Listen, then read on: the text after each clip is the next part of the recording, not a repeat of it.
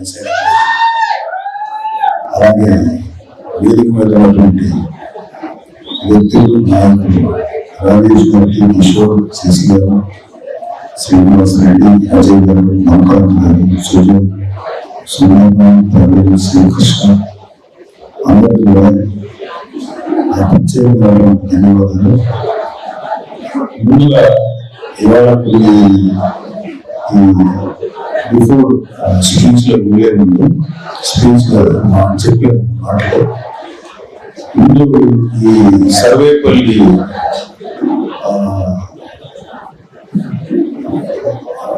గోవర్ధన్ రెడ్డి, కాకాని గోవర్ధన్ రెడ్డి అక్రమ మైనింగ్ మీద టీడీపీ నాయకుడు చంద్రమోహన్ రెడ్డి గారు చాలా గట్టిగా ఆయన రెసిస్టెన్స్ చెప్తున్నారు.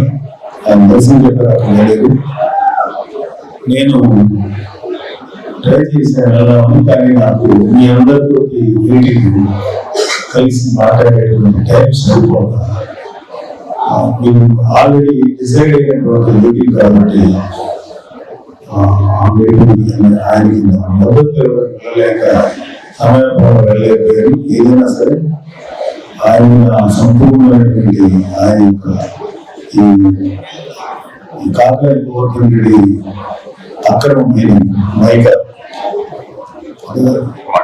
అండ్ ఫాట్స్ ఈ మైనింగ్ వ్యతిరేకంగా పోరాడి అక్కడ గట్టిగా రెసిస్ట్ చేస్తున్నటువంటి చంద్రబాబు రెడ్డి గారికి టీడీపీ నాయకులు వారికి సంపూర్ణ మద్దతు తెలియజేస్తారు. మన ప్రెసిడెంట్ గారు పవన్ కళ్యాణ్ గారు, నాదెండ్ల మనోహర్ గారు, మన జనసేన పార్టీ అత్యంత ముఖ్యమైన నాయకులు పవన్ కళ్యాణ్ గారు, ఆయన తర్వాత మేమందరూ గౌరవించుకోగలిగితే నాదెండ్ల మనోహర్ గారు, ఆయన పవన్ కళ్యాణ్ గారి తర్వాత చాలా ముఖ్యమైన నాయకులైన మేమందరూ సామాన్య కార్యకర్తలకి మాకు అంతమంది అవసరం లేదు. కానీ ఇక్కడ ఉన్న ప్రతి వ్యక్తి నియమించబడింది ఉద్దేశం తెలియదు. ప్రతి పోస్ట్ మేజర్ పోస్ట్ అన్ని కూడా పొజిషన్స్ అన్ని కూడా పవన్ కళ్యాణ్ గారు ప్రత్యేకంగా స్టడీ చేసి 1-10 సార్లు ఆలోచించి ఆయన యాక్సెప్టెన్స్ తోటి ఇచ్చారు. సో ఇక్కడ నియమించబడ్డ ఏ వ్యక్తులైనా సరే తక్కువ చేసినా, అగౌరవపరిచినా, అయితే తక్కువగా మాట్లాడినా పవన్ కళ్యాణ్ గారిని, నారాయణ మనోహర్ గారిని ఇన్సల్ట్ చేసినట్టే. దయచేసి ఎవరైతే కూర్చోండి. అలాగే మీ అందరూ కూడా నాయకులు కూడా ఏం చెప్తారంటే, ఇలా జనసైనికులు, వీరమహిళ అనే వ్యక్తులు జనసేన పార్టీకి ఆక్సిజన్ అంటారు, రక్తం అంటారు. వాళ్ళు లేకపోతే మనం ఎంతమంది ఏం చేసినా వాళ్ళ అండ, వాళ్ళ సపోర్ట్ లేకపోతే వాళ్ళందరూ తీసుకున్నాం. వాళ్ళందరూ మన అన్నదాలు, మన చెవులు, మన తమ్ముడు, మన బిడ్డలు, ఇలా చాలా మందికి నా దర్శనంలో నేను ఫాలో చేసి నాకు ఎందుకంటే ఇదే ఊళ్ళో నేను కాలేజీ చదివాను. గవర్నమెంట్ ఏమవుతుంది ఇలాంటి చదువుకున్న సరే నేను పెద్దలో అయిపోయాం. మాకు ఎటువంటి యాస్పిరేషన్స్ లేవు, ఏ కోరికలు.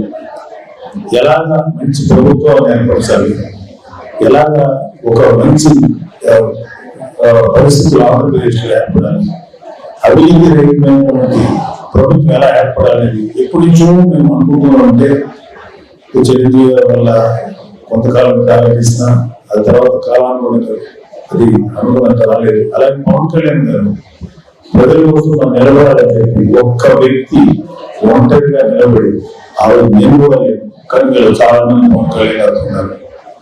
ఆ వ్యక్తి నిలబడి ఈరోజు ఇన్ని వేల మంది, లక్షల మంది జనసేనకి more than 6 lakhs active volunteers, 6 లక్షలు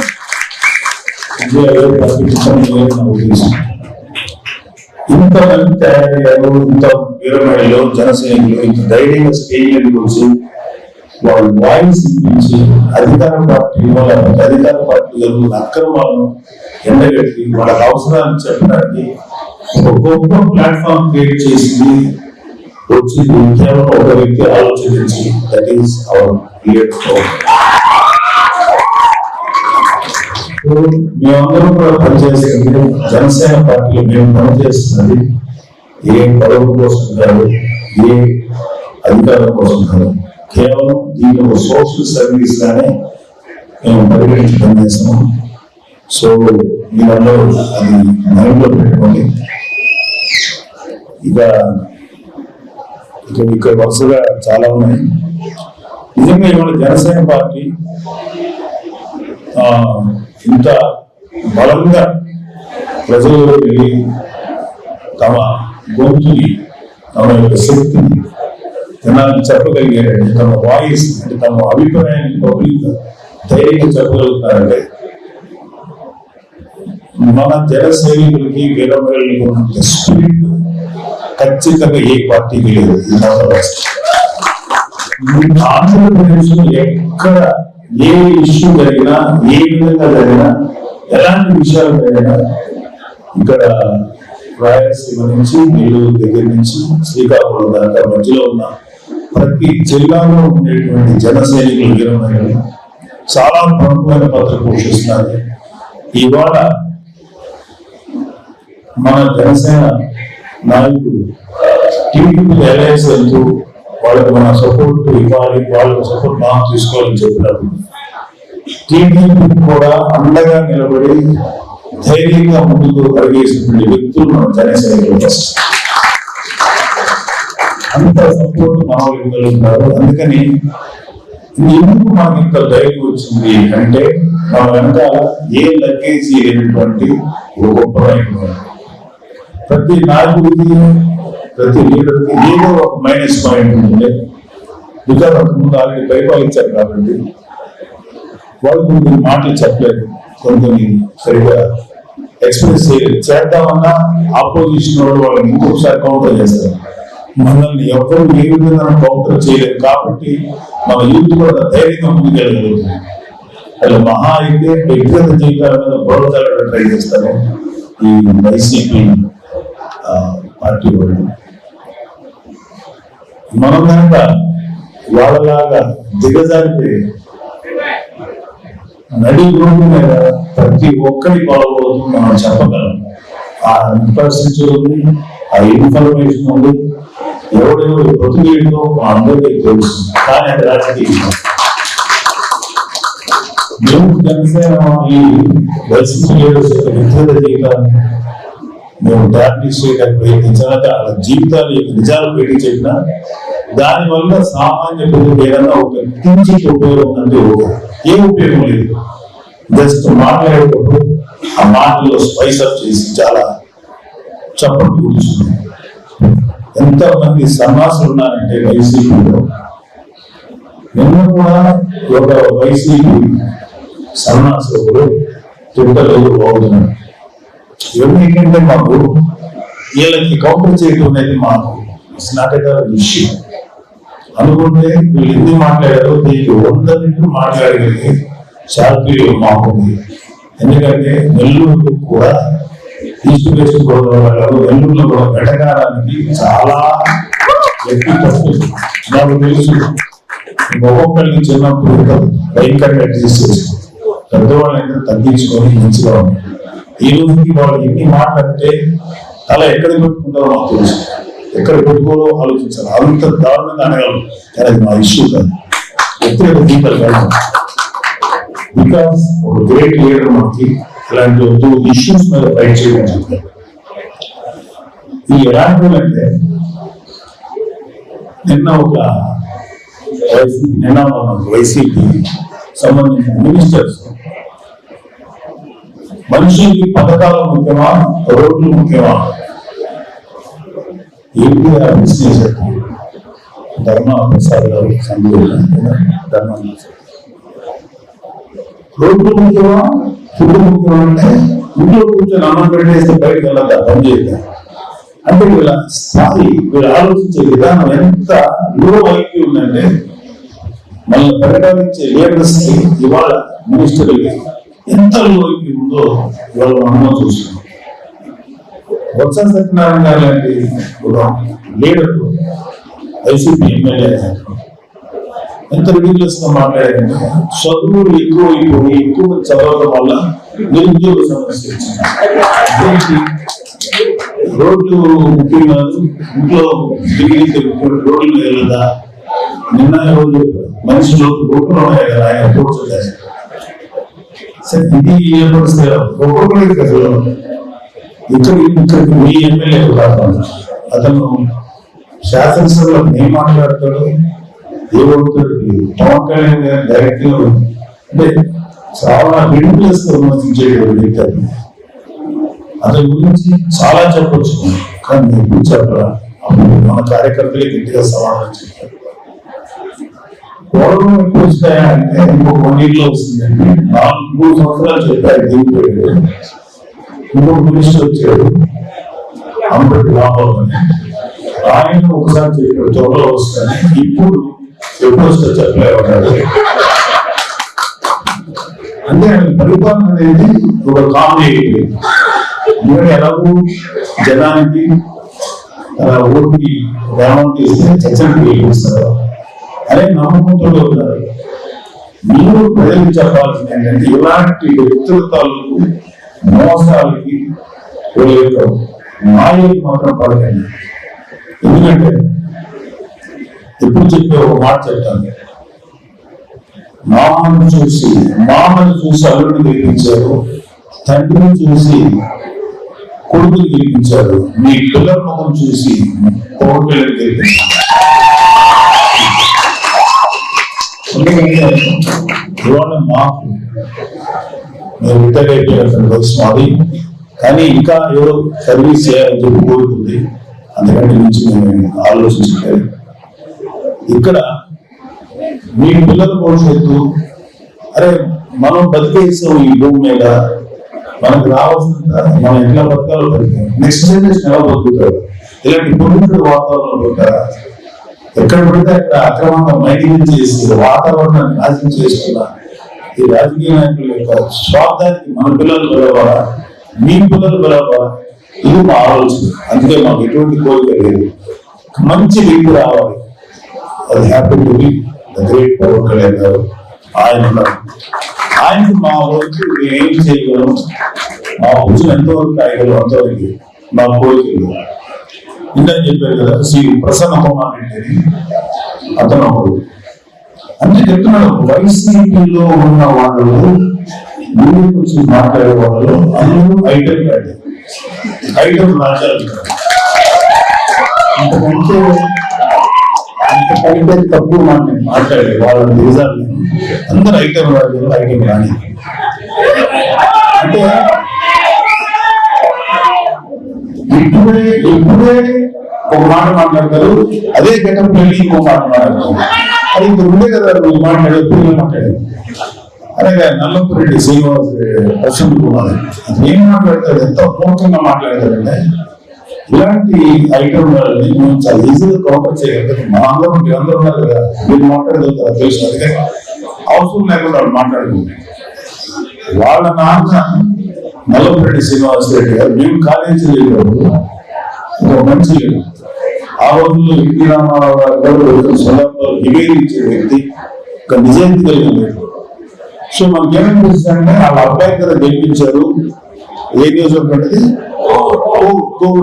వాళ్ళ అబ్బాయిని గెలిపించారు కదా, సో ఆయన తర్వాత ఏమో అంత గొప్పవాడు, same like YS Rajasekhara Reddy గొప్పవాడు కదా అని జగన్ గెలిపించినట్టుగా నల్లపురెడ్డి శ్రీనివాస్ రెడ్డి గారు చాలా గొప్పవాడు కదా అని ఐటమ్ రాజా ఎన్నుకున్నారు. ఇతను నోట్ ఏమొస్తుంది మాట్లాడతాడు. ఇది ఇంకా చాలా ఉంటాయి సినిమా ఇండస్ట్రీ మీద ఏదో వాళ్ళు అన్ని చాలా మాటలు మాట్లాడారు. చిన్న పాప ఒక ఇన్నోసెంట్, అది ఇన్నోసెంట్ చిన్న పాప చచ్చిపోతాయి, తల్లిదండ్రుల మీద ఆధారం అనేది ఏం మాట్లాడుతున్నావు, ఎవరిని గురించి మాట్లాడాలి.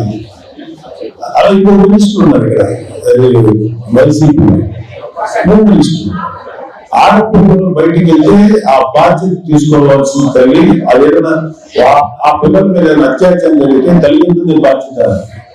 తల్లి తండ్రి ఇంటి వరకు బిడ్డల్ని బాధ్యతగా చూసుకుంటారు, కానీ వాళ్ళు చదువుకోవాలా, ఉద్యోగాలు చేయాలి కదా, వాళ్ళకి ప్రొటెక్షన్ కల్పించాల్సిన బాధ్యత రాష్ట్ర ప్రభుత్వం. అది వదిలేసేసి తల్లిదండ్రుల బాధ్యత సరిగా వాళ్ళ పెంచనే పెంపకం ఇలాంటి మాటలు మాట్లాడేవారు వైసీపీ. ఇవన్నీ కూడా ఇలాంటి మాటలని ఇంతకు ముందు మనం ఏ ప్రభుత్వంలో ఇంత దారుణంగా మాట్లాడలేదు, ఇతనే మాట్లాడేది ఈ వైసీపీ గవర్నమెంట్ మాట్లాడేది.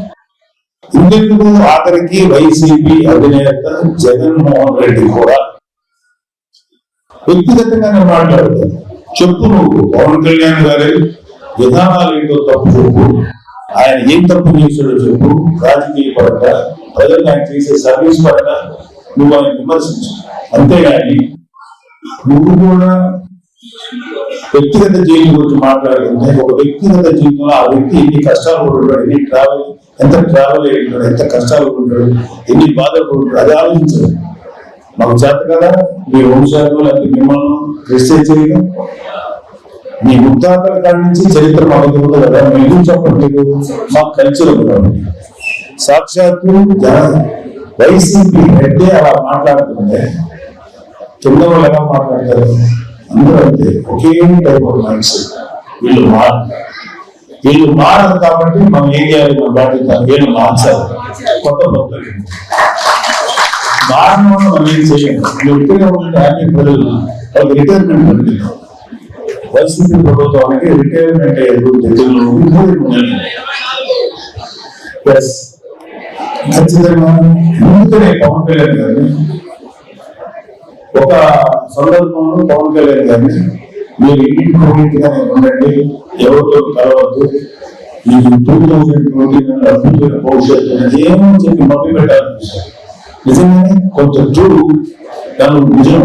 కానీ 29 దాకా ఆంధ్రప్రదేశ్ ప్రజలకు ఇతర ప్రభుత్వమే తాలూకు మళ్ళీ రావాలా? ఇలాంటి దుర్మార్గమైనటువంటి వ్యక్తి అండర్లోనే మనం జనాలు బతకాలా? నో.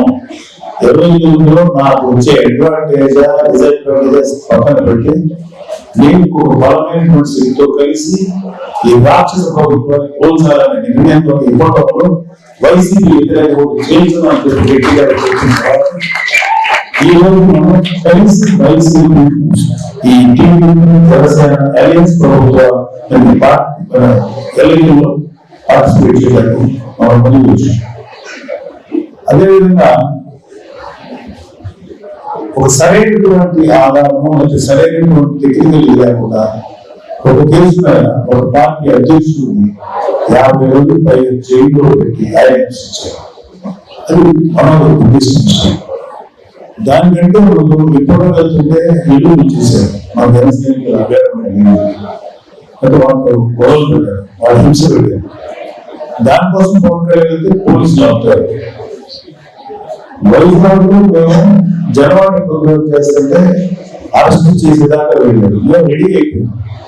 మా కార్యకర్తలే అరెస్ట్ అవుతుంది, మేము డిసైడ్ మేము రెడీ ఫర్ అరెస్ట్. కాకపోతే లాస్ట్ మినిట్ లో డ్రాప్ చేసుకున్నాం. దేనికంటే చాలా ఇష్యూస్ అవుతాయి, ప్రాబ్లమ్ వస్తుంది. ఆ రోజు మీరు నమ్ముతారు, మేము ఫైటింగ్స్ చూస్తున్నాం. నోవాటెల్ హోటల్లో వీళ్ళ వేరే జనసేన కూడా అక్కడ కొన్ని వందల వేల మంది 24 hours కాంగ్లా రాశారు.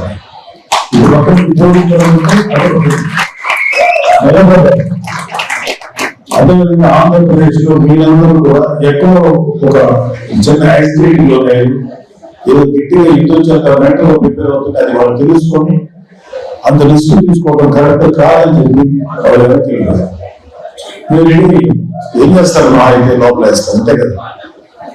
నిన్న ఎవరితో చెప్పాక చాలా చాలా మంది చెప్పింది ఏంటంటే కేసులు పెడుతున్నారు, మమ్మల్ని ఇబ్బంది పెడుతున్నారు. దయచేసి జగన్మోహన్ రెడ్డి లాగా, ప్రసన్న కుమార్ రెడ్డి లాగా, గోవర్ధన్ రెడ్డి లాగా స్కామ్ చేసి మీరు కేసులు పెట్టారు. ప్రజా సమస్యల మీద పోరాటం వల్ల మీరు కేసులు అంటే దాని అర్థం ఏంటంటే మీరు జీవితంలో ఎదుగుతున్నారని అర్థం. సో కేసులని ధైర్యంగా నిలబడి గర్వంగా తీసుకొని మంచి లాయర్స్ ఉన్నారు, మనకి స్ట్రాంగెస్ట్ లీగల్ సెల్ ఉంది. రాజేష్ మురళి రాజేష్ వీళ్ళందరూ కూడా చాలా సపోర్ట్ గా నిలబడ్డారు. ఇందాక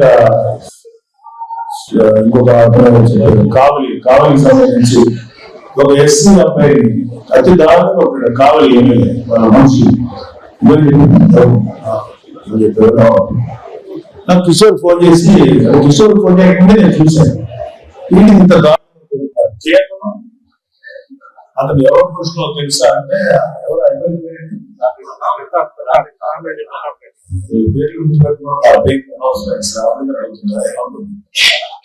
గుర్తుపెట్టుకోవడం వల్ల జనరల్ ఆలోచన మన భారతదేశాన్ని స్వాతంత్రం తెచ్చిన వాళ్ళు లేకపోతే మనం పరిపాలించిన వాళ్ళ పేరు గుర్తుపెట్టుకోవాలి. రాష్ట్రాన్ని సర్వనాశం చేసిన గుర్తుపెట్టుకోవడం మా మైండ్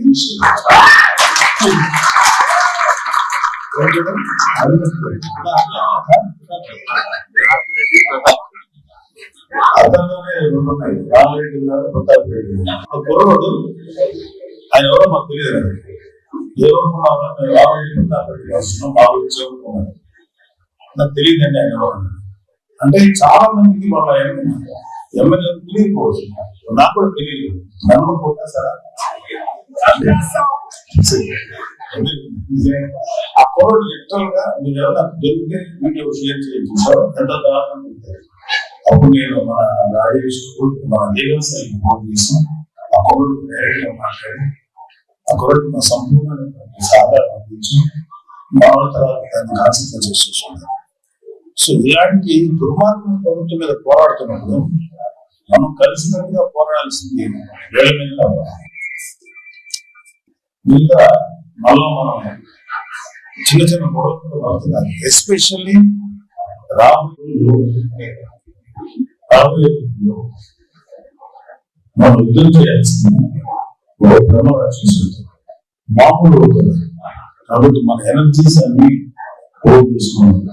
మీ బాధ్యత ఏంటంటే ఓట్లు పోవటం ఏమి తీసేస్తారు, తిరిగి ఓట్లని ఎలా తీసుకోవాలి, తిరిగి అలాగే మన వాళ్ళని ఎలా ఓట్లు వేయించాలి, ఎలక్షన్స్ లో ఎలా ఎలక్షన్ చేయాలి, బూత్ లెవెల్ మేనేజ్మెంట్ ఎలా చేయాలి. ఈ నాయకులందరూ మనసులు అంటున్నారు, రాజేష్ రెడ్డి లాయర్లు ఉన్నారు, వాళ్ళ సలహాలు తీసుకోవాలి. అలాగే ఈ ఓటు ఆల్రెడీ వేసేసుకుంటే ఏ టైప్ ఆఫ్ రెసిస్టెన్స్ ఇవ్వచ్చు, ఏ టైప్ ఆఫ్ నిరసన ఇవ్వచ్చు, ఎలాంటి ఓటు తిరిగి వాల్యూ చేయవచ్చు. అలాగే చాలా ఎక్కువ తీసుకుంటాం. ఇవన్నీ తిరిగి చాలా మంది సైలెంట్ అయిపోయారు. దయచేసి అన్ని అవుతుంది. అలా నేను తెలుసుకోవడానికి ట్రై చేయండి. ఎస్పెషల్లీ కూడా నిలబడితే మీరందరినీ కూడా ఒక 200 మంది 400 మంది మనుషులు అవుతుంటున్నారు. మీరందరూ ఒక్కొక్కరు కనీసం 100 మంది రిప్రజెంట్ చేసేటువంటి మీతో మాట్లాడుతుంటే కనీసం 1 లక్ష మందితో మాట్లాడిన ఫీలింగ్. అంత ఇంపార్టెంట్ కార్యకర్తలు లేకపోతే లీడర్స్ ఆయా స్థాయిలో అందరూ. సో మీరు గట్టిగా చేయండి. మన వాళ్ళకి ఎల్ఐడి ఎలాగా మన ఊరికి ఎలా తోపించుకోవాలి, ఎలా చేసుకోవాలి. అలాగే జనసేన త్వరలోనే మనం మేనిఫెస్టో కంబైన్ వచ్చింది కానీ నాకు ఇంకా రావాలి, అది త్వరలో డిజైన్ చేస్తాను. పవన్ కళ్యాణ్ గారు చెప్పింది ఏంటంటే మెయిన్ గా పవన్ కళ్యాణ్ గారి కాన్సెప్ట్ యూత్ ని ఎంపవర్ చేయాలి, యూత్ ఉద్యోగాలు కల్పించాలి అని ఆలోచిస్తారు, ఉపాధి కల్పించాలి. కానీ మీలాంటి యంగ్స్టర్స్ అందరూ కూడా కేవలం ఉద్యోగం కోసం కాకుండా మీరే ఒక 10 మందికి ఉద్యోగాలు ఇచ్చే స్థాయిలో పెట్టాలని చెప్పి పవన్ కళ్యాణ్ గారు ఆశ. అందుకని యూత్ కి స్థానం కల్పిస్తున్నారు. ఎందుకంటే ఇప్పుడు ఆలోచించాలని ఏంటంటే మన రాజకీయాల్లో కొత్త వాళ్ళకి స్థానాలు, కొత్త వాళ్ళకి నిలబెట్టు, కొత్త వాళ్ళకి రాజకీయాలకు రానివ్వదు, ఏ గుర్తు రానివ్వదు. అంటే మనం యూత్ మాత్రం ఖచ్చితంగా రాజకీయంగా ఎంపవర్ చేయాలి. అలాగే యూత్ కి ఇంకా అడ్వాంటేజెస్ పవన్ కళ్యాణ్ క్రియేట్ చేస్తుంది. ఇంకా చాలా ఉన్నాయి ఆయన దగ్గర. ఆ షణ్ముఖుడు దాంట్లో డీటెయిల్స్. మాకు ఇంకొక పెద్ద కంప్లైంట్ ఏంటంటే, అరే నీ తండ్రి ఎమ్మెల్యే, నువ్వు ఎమ్మెల్యే, నీ కొడుకు ఎమ్మెల్యే, నీ మనవడు ఎమ్మెల్యే, నీతో పాటు 24 hours నేను కాపాడాల్సుకుంటే ఏ కార్యకర్తకి ఎమ్మెల్యే వాళ్ళు కోరుకుంటున్నారు, మీ కుటుంబానికే సేవ చేయాలనేటువంటి ఒక పెద్ద కంప్లైంట్. అది జనసేనలో జరగకూడదు. జనసేనలో దీంట్లో కుటుంబం ఎఫెక్ట్స్ కావాలి. నేను కేవలం సర్వీస్ కోసం వచ్చాను తప్ప కనీసం చిన్న పనులు కూడా ఆశించారు. పార్టీలో నాకు బాధ్యత ఇచ్చేది. ఈ జనరల్ సెక్రటరీ అని నాకు బాధ్యత తప్ప నాకు అడిగారు. నేను పెద్దరాయని కనుక చేయబెట్టి నాకు అవసరం. ఇది నేను సర్వీస్ చేయడానికి పదవి ఉపయోగించుకున్నాను. సో పవన్ కళ్యాణ్ గారు జనసేనలో కుటుంబం అనేటువంటి కాన్సెప్ట్ తీసుకోవాలి. మీరు ప్రతి ఒక్కరు కార్యకర్తలు గురించి స్టార్ట్ అయ్యి స్టార్ట్ అయిన భవిష్యత్తులో కళ్యాణ్ గారిని తీసుకోండి, తెలుసుకోండి. అతను తీసుకుని అన్న పవన్ కళ్యాణ్ కానీ మీరు చాలా తెలుసుకున్నారు. అతని దగ్గర ఉన్న ఓర్పు తెలుసుకున్నారు. అతనిలో ఉన్నటువంటి ఒక ప్రతిమంది కల్పి ఎక్కువ నేర్చుకున్నారు. ఎన్ని బాధలు పడుతున్నా సరే నవ్వుతూ ఉండగలిగే ఎక్కువ నేర్చుకున్నారు. ఇంకా నేర్చుకుంటారు. మనం మీరందరూ కూడా నేర్చుకోవాలి. ఏంటంటే పవన్ కళ్యాణ్ చూసినప్పుడు ఉత్సాహంతో తప్పు ఆయన స్పీచెస్ దయచేసి చూడండి. చూసి అతను ఏం చెప్తున్నా అర్థం చేసుకొని ఆ స్పీచెస్ లో కొంత పాటు మీరు ప్రజల్లో తీసుకెళ్ళండి. ఖచ్చితంగా మీకు మంచి నాటకం వచ్చినప్పుడు please follow our president thank you. అలాగే జనసేన గురించి మాట్లాడినప్పుడు చాలా మంది అన్నారంటే మీరు మాకు ఏం చేస్తారని జనం అడుగుతున్నారని ఏం చెప్పమంటారు. ఏమంటారంటే ప్రజలకి ఉపయోగపడే ఏ పైన సరే మేనిఫెస్టోలో పెట్టినా పెట్టకపోయినా ఏ పనైనా ప్రజలకు ఉపయోగపడే ఏ పనైనా చేస్తాం అని చెప్పి ధైర్యంగా మాట్లాడుతున్నారు జనాలు. ధైర్యంగా మాట్లాడుతున్నారు. సో మీరు ఏదైతే ప్రజలు ప్రతి ఒక్క కోరికలు తెలిసేసారు. ప్రజలు ఏమడగండి ఎదురు తాగుని మంచి వైద్య విద్య ఉపాధి కాలుష్యం వాతావరణం అలాగే పని చేసే వాళ్ళకి సరైన గౌరవం ఇచ్చేవి. అలాగే భారతదేశం ఆంధ్రప్రదేశ్ ఇండస్ట్రీస్ రావాలి, ఇష్టంలో ఉద్యోగాలు వస్తున్నాయి. ఇవే ఉంటాయి చిన్న కోరికలు. రిలీజ్ చేయాలంటే ఒక 100 కోట్లు అడగదు. వాళ్ళు చాలా చిన్న కోరికలు పెడతారు. మన దౌర్భాగ్యం ఏంటంటే ఇంతవరకు స్వాగతం వచ్చిన తర్వాత ఏ ప్రభుత్వం కూడా అంత గట్టిగా ఇంత సర్వం చేయలేదు. అది విషయం. అది మన సిస్టమ్ ఉన్నటువంటి ఒక డిఫెక్ట్. దాన్ని మీరు యాజ్ యంగ్స్టర్స్ అలాంటి తప్పుగా ఫర్దర్ చూసుకోవాల్సిన బాధ్యత మీకు ఉంది. ఏమిటి ప్రజలకు మనం చేయగలం చేద్దాం మాట్లాడండి. అలాగే వీళ్ళు అయితే ప్రభుత్వం ఏర్పడే గౌరవం కాకుండా ఇల్లు చేయగలిగే చిన్న చిన్న పనులను మీరు చేయాలి. అది చేస్తే ఎందుకంటే ఫర్ ఎగ్జాంపుల్ ఒక 10 మారైపోతే ఈ ప్రభుత్వం వచ్చేదాకా మనం తలంలో 1000 రూపాయలు తీసుకున్నా ఆ ప్రభుత్వం చేసుకుంటాం. ఇలాంటి చిన్న చిన్న కార్యక్రమాలు మీరు నిలబడండి. అలాగే సైలెన్స్ అలాగే ఇవాళ మన నిజంగా చెప్పింది ఏంటంటే మనం కూడా వైజాగ్ లో జరిగేటువంటి ఒక అడవు ప్రభావం ఒక మాట చెప్పింది. నాకు ఉన్నది ఇదే ఇవ్వగలుగుతున్నాను. నేను అధికారంలో చూస్తాను అప్పుడు ఖచ్చితంగా మీ కష్టాలు తీరుస్తున్నాను అనేటువంటి మాట కూడా నేనేం ఇవ్వగలను నా దగ్గర తెలియజేసి పర్సనల్ విషయం. ఇవాళ సినిమా ఇండస్ట్రీ చాలా మంది హీరోస్ ఉన్నారు. ఇంకా రాజకీయాలు చెప్పాలంటే చాలా మంది. కళ్యాణ్ గారి యొక్క ఆస్తులు కానీ ఏదైనా సరే ఆయన వీలుంటే ఇవన్నీ కూడా సైలెన్స్ లో కోట్ల రూపాయలు కూడా వచ్చిన ప్రతి పైసా జనసేన పార్టీ కోసం ప్రజల కోసం ఇచ్చిన వ్యక్తి. ఏం ఆశించలేదు. అతను అలాంటి వ్యక్తిని మనం ఒక ఉన్నతమైన స్థానంలో కూర్చోబెడితే మన ఇంటిని ఒక పెద్ద కొడుకు లాగా, ఒక తండ్రి లాగా, ఒక తమ్ముడు లాగా సేవ చేసేది. సో మీరు పవన్ కళ్యాణ్ గారిని సపోర్ట్ చేయండి, నిలబడండి, జీవించండి. అలాగే మీరు ఎటువంటి విషయాలు కూడా మీరు గొడవలు పడుతుంది. ఎందుకంటే మీరు గొడవలు పడి పవన్ కళ్యాణ్ గారి యొక్క ఆశయాన్ని చదవండి. అది కనుక రెండు సందర్భాలు అయినప్పుడు గట్టిగానే మంచిగా చెప్తాం. ఇలా తేడా వస్తే కొంత డిసిప్లిన్ యాక్షన్ తీసుకోకూడదు, అందులో తెచ్చుకోవడం చక్కగా అంత పరిస్థితుల్లో పనిచేద్దాం, జనసేనని గెలిపించుకుందాం. మన బిడ్డల భవిష్యత్తు కోసం, వాళ్ళ ఫ్యూచర్ కోసం మంచి ప్రభుత్వాన్ని తీసుకుందాం.